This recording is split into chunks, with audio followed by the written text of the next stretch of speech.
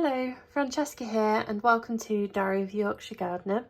I've had quite a lot of questions about how I track my seeds because I have literally millions of them, and the best way I've come up is with this Excel spreadsheet.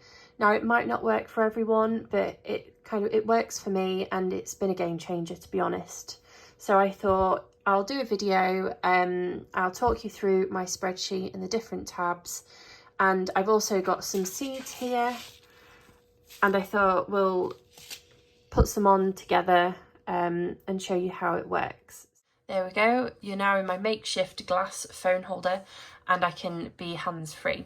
So we're on the first tab, seed inventory. This is where I list all of my seeds. You can see here I've got it split out by category. So you've got fruit, vegetable, flower and herb. So I can click on this drop down and I can choose based on which I'm looking at sowing. Then I've also got the type, so you've got cucumber, the name, so I've got masterpiece, what colour it is, whether it's in stock. I tried to keep track of how many seeds I've got. Obviously some, they're so small it's impossible to count, but I do try to keep a rough idea. So I know when I'm getting low, and like I could click on here and I could filter out by 0, so I know which ones I've actually ran out of and need to buy more. Then I've got source, so for example, you know, the brand, Verve B&Q or Budget Seeds. And then next I've got acquired, so this is just for me to know where I've actually got that seed from. So some I've bought, some I've got in a magazine subscription, some were Seed Santa or seed swaps, and it's just really good for me to kind of know where I've got them from. If I go a bit further along, so I've got this column here, and this shows my notes. So I've not been too great at writing these down, but I do need to do more of this, just so I know, like this one was too spiny, like this one I really enjoyed. Yeah, it helps me keep track. And then this part here has been an absolute game changer. So this one is for sowing, and then this one here is harvest and flowering dates. So it took me a bit of time to set this up, and I'm so glad I did. So right, we're in January now, so I want to know what seeds I think I could sow in January. So I'll just go on the drop down, I'll take out the blanks, and there we go. Everything that's come up can be sown in January. So I've got all sorts here, quite a lot. And so I just do that every now and again. If there's a month where I feel like doing some seed sowing, I just kind of filter out per the month and see what comes up. There we go. And then all the other tabs down here. So I'll go to the next one. So this is my tomato pictures. I've got all sorts of pictures on here. So I've got peppers, pumpkins, veg, flowers, herbs, fruit. I had to split them out because there's just so many. So yeah, this one's my tomatoes. I've got all my pictures on here. And I found this really useful because it's all in one place. So instead of me having to Google, because I forget what one variety looks like, it's all here, and it's just nice to kind of see them all, and you kind of forget what you've got, I think. So yeah, I found that really useful. And then so we've got peppers, pumpkins, other veg. There's all sorts on this one. Flowers, herbs, and then fruit. There's a few different ones on there.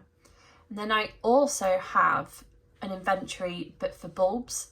So I need to update this. I need to update it all, really. I haven't been very good at putting any seeds on recently, and I've bought a load of bulbs that I need to add. So I've got dahlias, gladioli, peonies, all the varieties, the colours, how many I've got, where they're from, and whether they're in stock and whether I've planted them or not.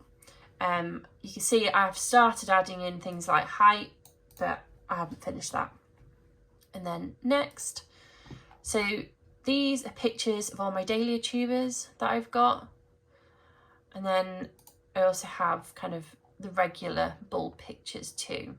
I've bought a shed load of tulips this year, which I need to add to this.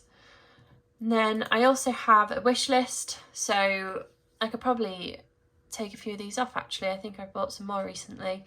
And then I also have kind of rough plans of what I was planning to sow each year. Again, I've not been very good at updating these, to be honest. I tend to wing it most of the time.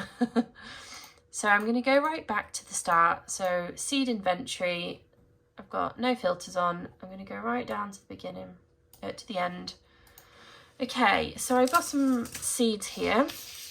So it's a seed pantry, and then it's a sweet pea. I don't know if you can see that, probably not. There we go.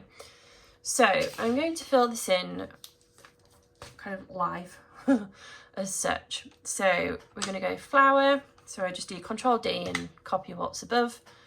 Type is sweet pea. Name, this one is Heathcliff. There we go. I'm not actually sure what colour this one is. Do you know what? I'll leave that one blank and I'll fill that in afterwards when I know. In stock, well, yes. I'd say I'm going to have a rough guess. So I think I've got about 15 seeds left. They're from Seed Pantry. And it's my subscription box. Okay, so it's on to, let's go across the dates. So this says sow seeds September to April. So I'm going to copy this. And I'm going to go September, and then there. And then they flower in the first year, depending on when you sow them. And it's June to September, so there we go. Sorted. And that's that. It's as easy as that. And then what I'll do is I'll kind of copy a picture off the internet and I'll add it to my flower pics. And that's it, all done. Let me know if you've got any questions, if you have any other ways of doing that you think might be better, if you've got any tips. I'm all ears. And yeah, I hope this might help someone. It's really helped me, and you know, it's not one size fits all, but yeah. I'm really glad I've done this, so I hope it might help someone else. If you have enjoyed this, please subscribe and drop me a like. I really appreciate it. And if you're feeling extra kind, please leave a comment. Thank you and happy growing.